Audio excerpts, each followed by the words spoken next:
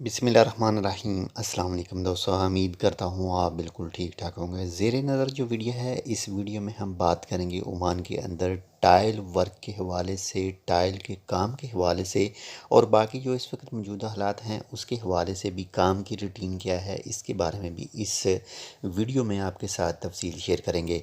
एक छोटी सी रिक्वेस्ट है कि अगर आपने अभी तक हमारे ये channel tech with Urdu vlog subscribe नहीं किया तो आप इसको सब्सक्राइब कर सकते हैं मज़ीद मालूमाती वीडियोज़ के लिए, ओमान के हवाले से, वीज़ा के लिए, या फिर ओमान में जो मुख्तलिफ़ कारोबार हैं उनमें डेली बेसिस पर कितनी आप अर्निंग कर सकते हैं और मंथली कितनी आप अर्न कर सकते हैं।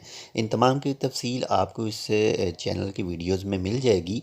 तो बात शुरू करते हैं। जो टाइल का काम है, अगर आप टाइल का काम सीख चुके हैं या फिर सीखना चाहते हैं और किसी भी अरब कंट्री में एंट्री करेंगे यानी वीज़ा हासिल करके, तो ये एक बावकार और बहुत ही इज़्ज़त वाला काम है। एक तो इसकी जो सैलरी है या डेली बेसिस है वो भी माशाल्लाह से दूसरे कामों से ज़्यादा जो है वो मिलती है।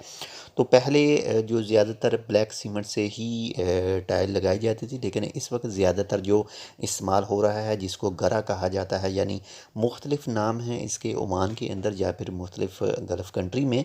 इसमें आप देख सकते हैं ये एक बिस्कोनाइट है और ये ज़्यादातर जो स्विमिंग पूल की टाइल है उसमें इस्तेमाल किया जाता है, या फिर जो छोटे छोटे पत्थर होते हैं उसमें इस्तेमाल किया जाता है। इसको मिक्स करने के लिए एक पैमाना होता है पानी का, और उसके बाद में से जो ड्रिल के साथ इसको मिक्स किया जाता है ताकि इसमें कोई जो कसर है वो बाकी ना रहे, और अच्छी तरह इसको हल करने के बाद में ही टाइल पर इस्तेमाल किया जाता है। वैसे ज़्यादातर तो बिस्कोनाइट या फिर वेबली का एक आता है, 3.5 रियाल में मिलता है एक पैकेट 20 kg का, तो उसको ज़्यादातर स्विमिंग पूल में ही इस्तेमाल करते हैं। तो बाकी कुछ दूसरे कामों के लिए छोटे जो पत्थर होते हैं वो भी डिज़ाइन के लिए उसमें भी इस्तेमाल किया जाता है। तो बेहतर है कि अगर आप बिल्डिंग लाइन में कोई काम सीखना चाहते हैं तो टाइल वर्क, जो टाइल का काम है वो सीख लें। उससे आपको जो डेली बेसिस है वो भी माशाल्लाह बहुत ही अच्छी मिलेगी। और अगर इज़्ज़त की बात करें, एहतराम की बात करें, तो बनिस्बत दूसरे उस्तादों के, यानी जो प्लस्तर करने वाला है या ताबूक लगाने वाला है, बनिस्बत उनके जो टाइल का काम करने वाला उस्ताद है उसकी थोड़ी सी इज़्ज़त भी लोग थोड़ी सी ज़्यादा करते हैं। और बाकी डेली बेसिस पर है तो दूसरों की अगर मिसाल के तौर पर 8 रियाल है तो टाइल लगाने वाले की 10 रियाल होगी। दूसरों की अगर 10 रियाल है तो टाइल लगाने वाले की 12 से 13 रियाल जो है वो डेली बेसिस होती है। तो बाकी जो कंपनियों वगैरह में काम करते हैं उनकी सैलरी भी जो है वो दूसरे कामों की बनिस्बत जो टाइल वर्क का काम करता है उसकी सैलरी ज़्यादा होती है।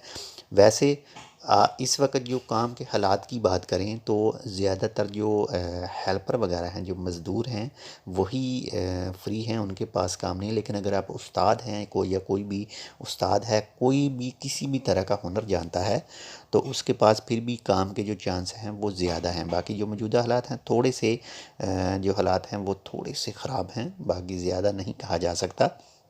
बाकी इंशाल्लाह ये जो थोड़े से हालात ख़राब हैं वो भी बहुत जल्द जो हैं वो ठीक हो जाएंगे, क्योंकि हमेशा उम्मीद अच्छे की करनी चाहिए, ना कि बुरे की।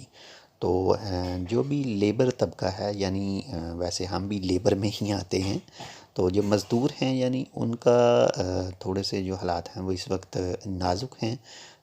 मज़दूर जो हैं वो ज़्यादा हैं। बाकी अगर मैसन हैं तो उनकी जो है वो डेली जो है वो सही है। तो इंशाल्लाह मिलते हैं आपसे दूसरी अपडेट के साथ। तब तक के लिए अल्लाह हाफिज़।